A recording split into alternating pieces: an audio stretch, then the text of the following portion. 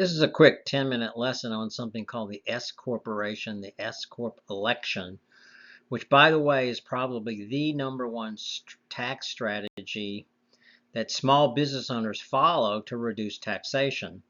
So if you just kind of look at this and say, well, I register my business as a limited liability company, LLC, and I'm a sole proprietor. But on the other hand, let's just pretend you have $100,000 of profits for the calendar year. But your LLC, one LLC, made the S Corp election for the calendar year, and it has $100,000 of profits. If you're just an LLC, sole proprietorship, the LLC and the sole proprietorship, the owner are considered one and the same. So there's no salary that can be paid to the owner unless you're a corporate entity, a C or an S Corp. But if you're an S Corp, you have the luxury of paying the owner a salary, and only the salary is subject to the self-employment tax. By the way, that's Social Security and Medicare. And when you're self-employed, you got to pay the full thing, 15.3%. So if you got $100,000 of profit, you're going to pay $15,300 of self-employment tax for the calendar year. But on the other hand, if you paid yourself a reasonable salary of only $30,000, your tax would be only $4,590. So this is why most small business owners are going to graduate to an S Corp at some point. Limited liability company is more of a legal designation. It does not determine your tax designation, okay? Your tax designation is independent of the LLC. So there's also some confusion about that. So when do I do this? How would I actually do it if I wanted to? Well, the S Corp election is made with the Internal Revenue Service. It's not necessarily made with the state, even though many states say, how is your business formed? Is it formed as an S Corp? Just because you check that box with the state doesn't mean you're actually been awarded and determined to be an S Corp. You need to make that election by submitting Form 2553 with the IRS. The other thing is you need to be a limited liability company or a C Corp. You have to be some type of formal entity. You can't just be a sole proprietorship. And it has to be filed within 75 days of the beginning of the calendar year, typically March 15th. And you have to make sure you sign the second page of the form. So the question is, at what point does my business, when would I actually consider being an S Corp? And I find a lot of CPAs are a little bit too conservative about this. I take the position you should be, and when you get to a profit for the calendar year of $50,000, $60,000 a year, you should be thinking about the S Corp election. So, and some CPAs I think are a little too conservative. They want the profit number to be much higher, like 100,000. I think that's too conservative. I want to be rather aggressive in trying to reduce my taxes, okay? So I'm not going to be bashful about it. And if your business is a partnership, then each partner would make the S Corp election, and the S Corps would be the partners in the partnership, okay? Keep in mind, the S Corp is still a pass-through entity, which means whatever the profit or loss is passes through the personal tax returns of the owners in the S Corp. There are some limitations to the S Corp. You cannot have outside investors from outside the United States.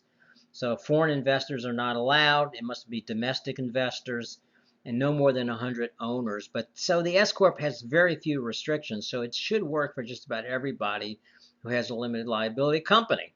So when you get to a certain level of profits, this is something you absolutely should be doing. And if your CPA or attorney or accountant is not advising you to do so, you're not getting good advice, frankly. Okay, so you need to think about that. In fact, some CPAs will actually be able to backdate it. They'll be rather aggressive. So let me go through a quick example. Let's just say you run a business, and during the calendar year, all of a sudden, let's say in October, you get a huge contract or you land a big client or a customer, and all of a sudden you realize, gee whiz, I'm going to make a lot of profits here at the end of the year. If that's the case, then you can actually make the S Corp election and you can backdate it to January 1st of the calendar year, even though you didn't file a Form 2553 by March 15th. So what you can do is when you submit the form, you can reference something called a revenue procedure.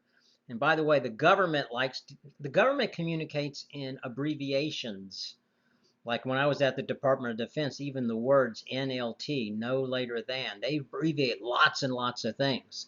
So when you communicate with government people, you would use abbreviations, like you would put Rev Proc 2013-30 on the top of Form 2553, include a letter requesting late election relief with the IRS, and you're allowed to backdate the S Corp election to January 1st, even though you're doing it in October, because all of a sudden you realize you're going to have a lot of profits after all.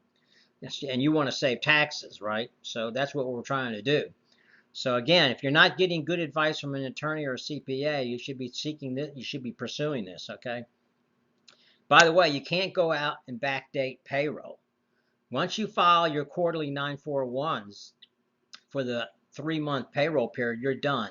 So if you suddenly get a lot of money in October, November, December is the 4th and final quarterly period where you could actually do payroll, and then you would submit your 941 payroll, that's the employer payroll tax return on the 15th of January. So just realize you can't backdate payroll.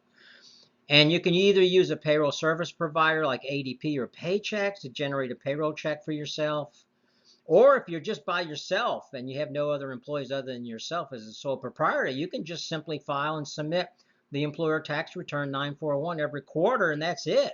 You declare to the IRS how much of a distribution should be considered payroll, and you pay out the payroll tax on that form, and that's all you got to do. You don't even need a payroll service provider if that's all you want to do. That's a very lean, simple, like I like to keep it simple and lean. I don't want any more administrative burden than I have to. So if that's all I need to do, that's all I'm going to do. By the way, there's a very good attorney, CPA attorney by the name of Mark Kohler.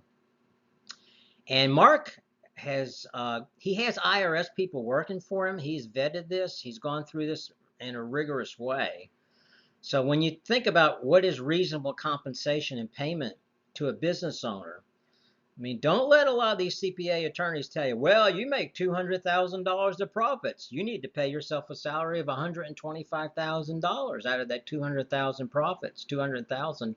That's not true. That is not true at all.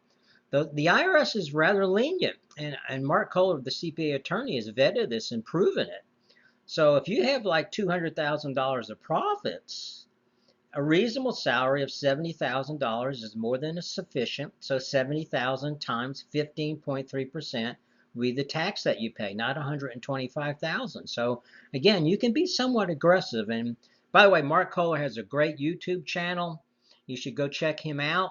He also has a lot of good advice on how to make your LLC airtight, so you never get pierced by an attorney in a court of law with your LLC. So check out Mark Kohler on YouTube for more advice on this. The last point I'll make on this too is some people I found when I counsel them, they don't have enough profits to pay a payroll check to the owner. You are not required to pay a paycheck to the owner when you don't have the financial wherewithal within the business. If the business is not making much money and you can't do a payroll check, then don't do it. Don't go out and borrow money and put the company in debt just to meet a payroll check, okay? So the IRS cannot force anybody to force a payroll check on the owner. You need to make your own business decisions that are independent of the IRS. There's my contact information. There's a website that I had just launched recently to help people with financial plans. And there are some other 10-minute lessons in this series that I'm launching, so you can check those out.